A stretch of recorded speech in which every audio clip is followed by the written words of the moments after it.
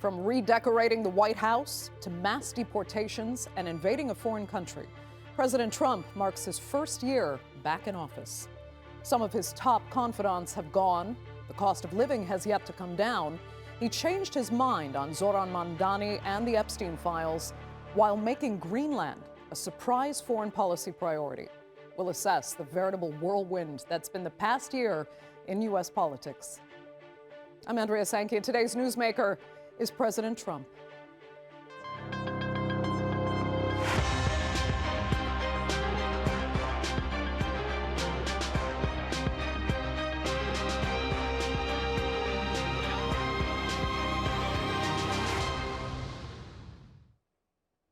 Well, if you're trying to assess President Trump's past year in office, you'll come up against a dizzying list of what some Americans consider triumph and others consider tragedy. From the mass deployment of ICE forces hunting down immigrants in U.S. cities to massive tariffs on U.S. allies and adversaries, not to mention a constantly changing approach to foreign policy that originally promised America first and America only, to suddenly seeing President Trump declaring himself the acting president of Venezuela. Here's a look now at the bewildering year behind us. Individually and officially, personally and politically, controversy has become President Trump's brand. On day one alone, Donald Trump's second term in office saw a flurry of executive orders, granting clemency to over 1,500 January 6 rioters who mobbed the US Capitol building in Washington, D.C. 4 years earlier in an attempt to stop the certification of Joe Biden's 2020 presidential election win. He allowed immigration control enforcement to make arrests in schools, hospitals, and public gatherings. He withdrew the US from the Paris Climate Accords and initiated DOGE. He stopped funding US aid, and perhaps more comically, he renamed the Gulf of Mexico the Gulf of America. But for a president promising to end the Russian war in Ukraine in a day and to not get America involved in any foreign wars, 1 year on, promises made are promises not kept. Infamously, he and US Vice President J.D. Vance berated and humiliated the Ukrainian President, Volodymyr Zelensky, in the White House in front of the world's press. You're in no position to dictate. Russia's war in Ukraine to this day continues, and he began to place varying tariffs on every other country in the world. At one stage, the US placed Chinese goods on a tariff of 145%. Negotiations and time have seen that rate reduced, but discussions are ongoing. Trump jokingly suggested that Canada should become America's 51st state. Tariffs placed on Canada drove a wave of Canadian patriotism and drove Canadians to reduce visits to the US. Recently, Canadian PM Mark Carney concluded a successful visit to China to discuss a wide-ranging trade agreement, signalling a seismic shift in relations between Canada and the US. The US president failed to win the Nobel Peace Prize, something he has coveted since he believes he is responsible for ending 8 wars, a claim many analysts find dubious. While a multi-phase ceasefire has been negotiated between Israel and Palestine, attacks by Israel continue to plague Gaza and the West Bank. Threats by the US to bomb Iran loom over the horizon. And the kidnap and extraction of Venezuela's President Maduro, technically an act of war. Venezuela's inability to immediately retaliate, emphasizing a growing might makes right sentiment within the Trump administration. He is a fugitive of American justice with a $50 million reward, which I guess we saved $50 million. But 1 year on, it seems the Trump administration has come full circle. A president promising not to start any new wars looks to be on the brink of invading not only a foreign nation, but a NATO and European ally, all the while threatening to raise tariffs once again on at least 8 European nations that criticized him. The desire to annex Greenland has not only got Denmark and Greenland protesting, but has NATO, the largest defensive treaty to which the US belongs, on the brink of turning on itself. Trump's second administration was born from the pardons of rioters, but has resulted in plummeting approval ratings and added to tensions domestically and globally. It's seen the US go from ally to being perceived as an agitator, and there are 3 years left of his term in office.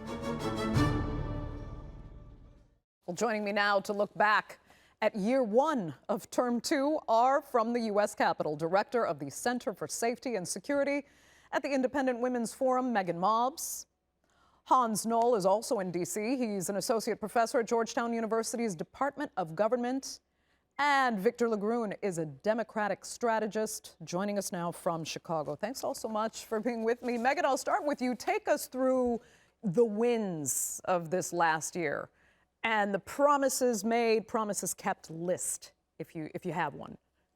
Sure. So I would say arguably the biggest win for President Trump truly has been securing the border. Going into the election was the biggest issue for the majority of Americans was, quite frankly, around immigration. Obviously, the economy ranked quite high as well, but Americans were very, very concerned about the open border and what immigration meant. So for President Trump, his biggest victory arguably has been securing the border and getting a handle on immigration. Now, there has certainly been some pushback on methods and things like that. But in terms of promises made, promises kept, this was number one, and he delivered. Okay. Yeah, I mean, that's what some people do take issue with, though, because it was supposed to be about the border. He was supposed to have built the wall, didn't get that done. But instead, it seemed the focus shifted to these massive ICE deployments in non-border areas in just average American cities. Are you comfortable with that? Was that a victory for you? So I would say certainly when we're talking about the border, obviously building the border wall is something that's been talked about. It takes quite a long period of time. But this is the first year that we've had net negative migration, and there's been near zero illegal border crossing. So irrespective of the wall, that has been, quite frankly, a catastrophic success. I do think what you're seeing, though, is some of what you're picturing here. Some of the handling in some of the cities has begun to become a flashpoint around this particular issue. By and large, Americans are supportive of those in particular having criminal records being deported. What we don't want to see, though, is overhandedness or what feels like a targeting of people who haven't necessarily committed illegal violations. And so that's where I do think we have to be very careful that good policy, which is making sure that we secure our borders, doesn't get erased by bad behavior. Okay. Victor, how does that sound to you? Well, I'm really challenged with what I hear because the American people are hyper-focused and have been focused on the economy. More and more Americans cannot afford to send their kids to school. They're seeing their income shrink while their bills are increasing. The economy continues to be a major issue for people across the Americans. And also, I'll just say one thing about our immigration enforcement. The targeting of everyday Americans is not something that the Republicans are going to get around. They're going to be struggling with this until the midterms. I think this is something significantly that all the polls demonstrate that Americans are not in favor of how the Republican Party has executed this part of the mission. I think that you can give them credit for what they've done at the border, but we haven't seen any activity at the border. What we've seen is everyday Americans being thrown on the ground, harassed, attacked, only to be released, being assaulted, and in some instances, we've seen people murdered and killed, with very little accountability in this administration. So they're having a difficult time managing this right now. Okay, very quickly, Meaghan, it looked like you almost agreed up to a point. But I mean, we also have to say that even proponents of President Trump, including even podcaster Joe Rogan, have really taken issue with how ICE has handled this and that it is kind of gotten out of control, even from Republicans' perspective.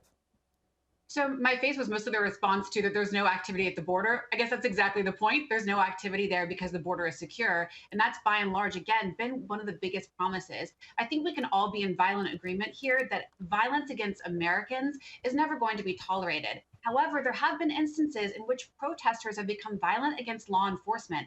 And as a result, law enforcement does have the purview to ensure that they are also protected in the execution of their duties. So I do think we need to be very, very careful here about what we're saying and not further throwing gasoline on the fire. I think, quite frankly, this has the opportunity to spin out of control, and that's not good for anyone. Okay, Hans Noel, how much of this administration's success then, and I'll put success in quotations, is down to the perception of the voter and not necessarily the reality? Yeah, that's almost always the case with pretty much all of politics, but it's especially true, I think, here, not just because people have different perspectives and they come at things with different perspectives, but they listen to different people. So it really matters what messages they're hearing. Are you hearing a message that says, oh, it's just a few crazed protesters and they're ones who are escalating things, or are you hearing a message that's saying that ICE troops are overreacting? And I think, of course, the reality is fairly complicated, but I also don't think the reality is perfectly symmetric there. I think that if you send in troops in armed forces that are not used to being in a place, in a community, and have them do the kinds of enforcement that you're seeing here, it's not surprising that protesters would respond. And then they respond the way that they do. You have to be prepared to handle that in a way that doesn't cause anyone to be, harmed. You know what, though, Hans? Let's look quickly at the economy, which was Victor's point, because the president promised to lower prices. Instead, they're actually still rising. They promised to halve energy costs, to make housing affordable. None of that seems to have happened. Inflation at last measured, he said it was defeated, but it's at 2.7, and it was at 2.8 when he retook office. So are Americans factoring that in, or are they comfortable with the slow trajectory that maybe he might try to portray of the economy improving eventually? Again, different Americans are going to respond differently. But for a lot of folks, what really matters isn't how they feel about this in January of 2026, but how they feel about it in November of 2026. And so there's some time for whatever the economy does to, take hold in people's minds. But today, if the election were held today, I think that most Americans are not satisfied with the turnaround in the economy, and they would be frustrated that is not what's the priority seems to be of the administration. But there are a lot of the actions that are being taken today that don't seem to have effects on the economy, or at least meant to, right? This is the argument that tariffs and immigration changes will have consequences for the economy. Most economists don't see it that way, but that is the argument. And if it plays out differently between now and November, then, voters are going to respond appropriately. Victor, Americans tend to pay a little less attention to foreign policy, but it's almost bizarre how much foreign policy has taken center stage in the first year of this second term. And is that helping Trump's administration or damaging it? Because even Americans that don't really feel they need to know that much, it doesn't apply to their daily lives, have had to kind of stand up and pay attention because of issues like Venezuela, Greenland, et cetera. I think most Americans would be challenged to call what we see in our foreign activity as policy. We have been rather erratic. We have capitulated to Russia in too many ways. We have said that the Venezuelan people want and deserve freedom only to focus on oil. And in the meantime, we are persistently beating the war drum of attacking Iran and saying that we're doing it because the Iranian people deserve the freedom of protest, and at the same time stomping out protesters here in America. So there's great contradiction in the administration's policies, how they're enacting these policies, and how they can appear to be very disjointed to many people that I talk to, especially across the Midwest, across those open spaces, parts of America where we saw many independents come out in support of Donald Trump, only to see those same independents have great questions and great concern about how we've implemented the American might. Yeah, Meaghan, go ahead. No, I think that there's actually a bit of a mixed bag here. I think there's been a remarkable projection of American power. The removal of Maduro, an illegal president, by the way, this wasn't this active legal sitting president of Venezuela, was quite frankly a catastrophic success story for the projection of American power. You see Venezuelans celebrating in Venezuela, but also here in cities like Miami, because this is something they've wanted for a huge amount of time. On top of that, you cannot erase what happened with regard to Iran back earlier last year against Iranian nuclear capabilities, because that was also, again, a catastrophic demonstration of American power projection. Those things are hyper positive. I don't disagree that there has been a little bit of an unwillingness to confront, in particular, Vladimir Putin. And that is where I think that we can find agreement that there has to be more of a coherent strategy around peace through strength. We can't discuss about securing our own hemisphere and or projecting power abroad if we're unwilling to confront the two primary adversaries of the United States of America, which is China and Russia. So I will say, though, the foreign policy in particular has been quite strong on a number of different fronts and been quite successful. Okay, Hans, I mean, go ahead, Victor, yeah. I would push back on that seriously, in large part because Donald Trump campaigned on no more wars, we're not the world police, and here we are today imposing our power on independent nations. We're violating independent law, international law. We've killed people in boats with zero evidence. And remember something, wait a second, and remember something, it is not our place in international waters to kill someone that we suspect of something. This is not what we do in Miami when we interdict against drugs. This should not be what we do against Venezuelans, who, again, we don't have any evidence. There's been no day in court. There's been no proof provided to the American people. And now we're seizing oil because that's been the real mission of this administration. And I don't think most Americans see themselves benefiting from this. At the same time, we've abandoned our Ukrainian partners that we promised to be with them throughout this fight.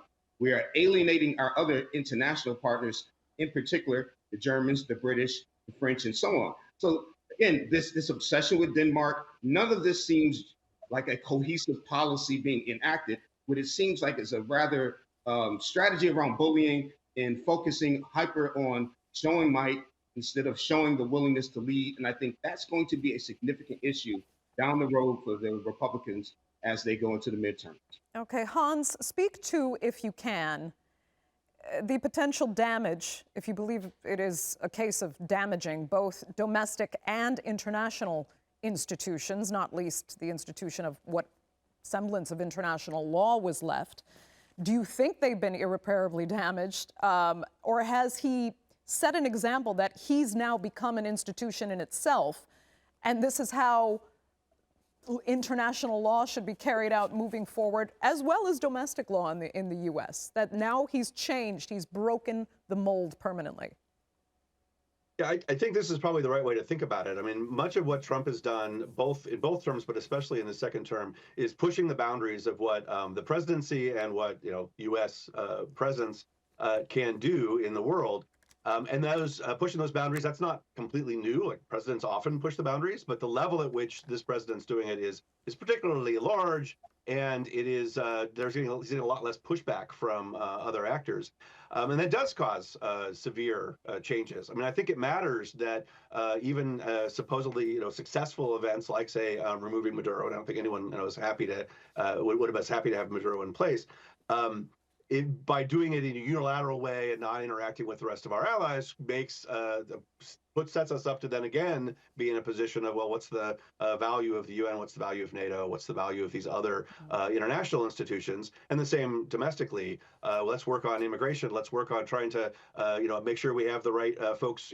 People are in the country legally. But then if you do it by sending in troops to American cities, then this is outside of the constraints that the president's supposed to have, and pushing against those constraints has consequences. I don't know about irrevocably changed. Certainly if he's creating Trump himself as the institution, he will not be president forever. A future president will not do things that way.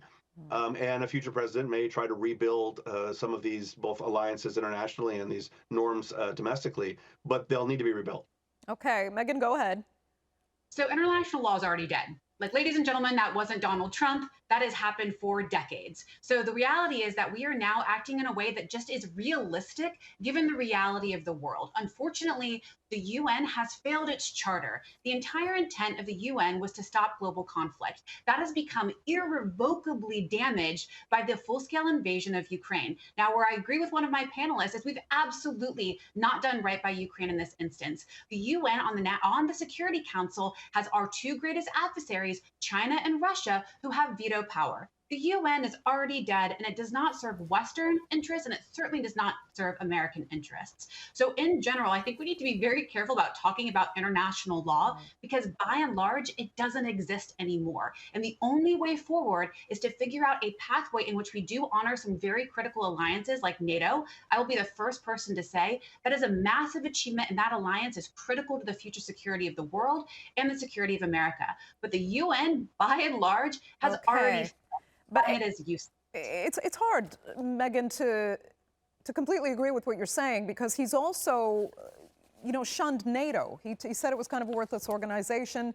So I don't know. It's kind of hard to have it both ways. And I have to ask you, how also increased it to 5%. So I will say to hit it, 5% is a substantial increase, and he got it to 2% in his first term. He still basically called it a kind of useless organization. But let me ask you something else. I mean, internally as well, how you kind of reconcile the list of 180-degree turns, really. I mean, he said he would everything from release the Epstein files to then telling Congress to vote against it.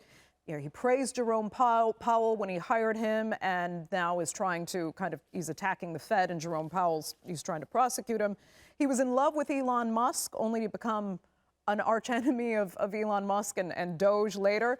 Zoran Mamdani called him a communist enemy of the state, and then praised him at the White House in a one-on-one meeting. Does that make you comfortable? So I think my job here is not to kind of make excuses for President Trump. I'm not a spokesperson for him, but I think what people fail to do is they typically go one of two ways. It's either Trump is all bad or Trump is perfect and he is a deity. That's just not true, and it's not reality. Nuance is not dead. Americans can look at this administration, they can celebrate some of the pretty substantial wins that we should acknowledge have been good for America, good for our security. A $1.5 trillion defense budget is fantastic. And then we can look at other things and say, that's probably not the right direction for America. I think what we don't want to do is insult American voters and certainly put them in these two categories where Trump is all good or Trump is all bad. I don't think that's realistic, and I think most Americans recognize that. Okay, Victor, your take? It's interesting, and I really appreciate the fact that Meaghan has mentioned the vast increase to the trillions of where the DoD budget is, considering Donald Trump's family has worked to enrich themselves at the total of almost a $3 billion mark for their first year in office. And also Donald Trump's son's business that he has a vested interest in, receiving over $600 million from the DoD. We have a Secretary of Defense who insists on doing whatever the president says. There are no checks and balances. The Republican Congress has yielded its will to the president. We have no authority anymore to rein in that authority from the White House. There used to be a separation of powers. We don't see that in place today. But at the same time, the American people are not benefiting from what Donald Trump is enacting right now. You see our tech companies taking over all facets of technology and media. And at the same time, how is this enriching the lives of American people? The price of foods and goods have gone up. The tariffs are already demonstrating they're having a negative impact in the wallets of Americans. This will be a difficult workaround for the Republican Party and also for Donald Trump. I think the legacy he's seeking to build, he's tearing up the White House, and at the same time, people cannot afford to buy mortgages for their family. These are difficult issues for them to work around. And at the same time, Meaghan, perhaps you're right about some things, but in the instance that we're speaking today in January, I refuse to believe that if Donald Trump were running again, he'd win based on his prior performance and what we've seen out of him lately. He is very erratic, and at the same time, he cannot demonstrate how we're moving forward collectively as a nation, as opposed to attacking blue cities and states. This is not going to work for them in the long term. Okay, let me get Hans back into the conversation. I mean, when we look at the institutions we were referring to, is, what, for example, traditionally would have been considered a kind of conflict of interest, at the very least in business interests overlapping with government spending, has all that kind of been thrown out the window? Is there no longer legal limits to where those lines can cross and where a politician can profit privately from government contracts? Yeah, I think this is of a piece of the same pushing of the boundaries, the destruction of international law and anything else. I mean, it's true. International law and rules against corruption are fragile and they don't work perfectly. But nuance, in fact, isn't dead, and nuance is how we should think about these kinds of things as well. So it used to be that whatever the law said, if you had a peanut farm, you'd put it in a trust because it was inappropriate for you to be a president and also have that kind of power. This is what happened with Jimmy Carter. Now we don't have that kind of constraint at all. We don't think that it's important.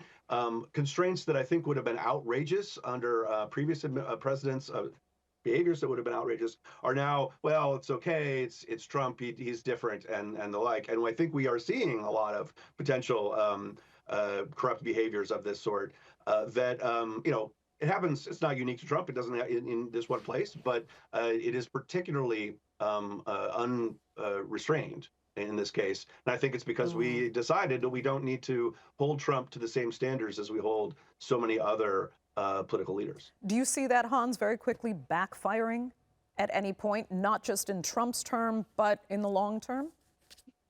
Well, certainly in the short term, it doesn't seem to have backfired that much. I mean, Trump lost in 2020, but he won again, so it wasn't enough that caused voters not to want to support him there. But I do think that it has potential to crumble some of the guardrails that we think are there for future politicians, and other politicians are going to cross a line that maybe they will be held accountable for, even if it doesn't affect Trump. Quintessential slippery slope. Okay, Hans, Noel, that will have to be the final word for this edition of the Newsmakers. I'd like to thank all three of my panelists so much for being with us, and our viewers for joining us as well. Remember, you can follow us on social media, and do be sure to subscribe to our YouTube channel. I'm Andrea Sankey. I'll see you next time.